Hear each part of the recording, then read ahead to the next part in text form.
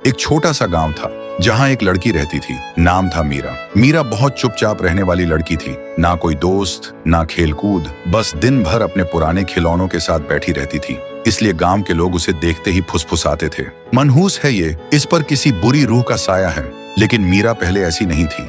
वह एक वक्त पर बहुत हंसी खुशी रहने वाली लड़की थी। उसके पापा गांव के सबसे प्यारे आदमी थे। हर शाम काम से लौटते वक्त वह मीरा के लिए खिलौने लेकर आते थे और फिर दोनों मिलकर देर तक खेला करते थे। लेकिन एक रात पापा काम से घर वापस नहीं आए। मीरा और माँ दरवाजे पर खड़े बस उनका रास्ता ताकते रहे। फिर सुबह पता चला उनकी लाश रास्ते के किनारे पड़ी थी। ना कोई चोट, ना एक्सीडेंट, बस उनकी आंखें खुली थी, जैसे मौत से पहले उन्होंने कुछ बुरा देख लिया।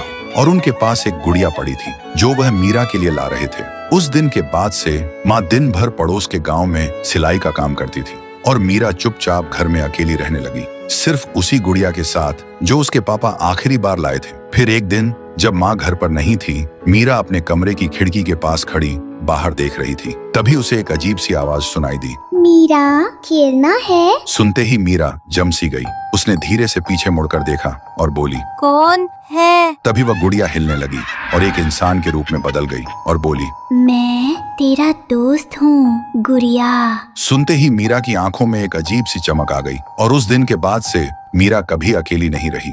वह रोज उस इंसान रूपी गुड़िया के साथ बात करने लगी और वह गुड़िया उसे नए नए खेल सिखाती रही, जैसे छुपना, लेकिन ऐसी जगह जहां कोई कभी ना ढूंढ सके।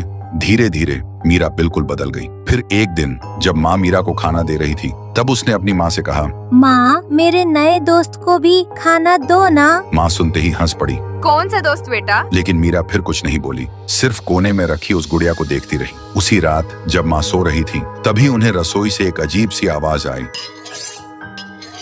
जैसे कोई छुरी से किसी चीज को काट रहा हो। सुनते ही माँ डर के मारे घबरा के उठी और रसोई की तरफ बढ़ी। लेकिन रसोई के अंदर आते ही उन्होंने जो देखा, उनका खून जम गया। मीरा फर्श पर बैठी थी और अपने ही हाथ को छुरी से काट रही थी और ठीक उसके सामने वह गुड़िया रखी थी जिसके मुंह पर मीरा का खून लगा हुआ था। ये देखते ही माँ जोर से चीख पड़ी, मीरा! लेकिन मीरा बिल्कुल शांत थी। फिर वह धीरे से मुस्कुराकर बोली, माँ, उसे भूख लगी थी। उस रात माँ इतना डर गई कि उन्होंने मीरा को सीने से लगाकर अपने पास ही सुला लिया। लेकिन जब सुबह हुई और माँ की आंख खुली तो उनके होश उड़ गए। मीरा उनके पास नहीं थी। बिस्तर पर मीरा की जगह वही गुड़िया पड़ी थी। ये देखते ही माँ का कलेजा फट गया और वह फूट फूट कर रोने लगी। और तभी उस कमरे में एक आवाज गूंजी, अब हम एक हो गए माँ। तो दोस्तों, क्या माँ अपनी बेटी को इस शैतानी गुड़िया से बचा पाएगी? और मीरा के पापा की मौत का आखिर असली राज क्या है? अगर जानना चाहते हो तो कमेंट करो। पार्ट 2 चाहिए।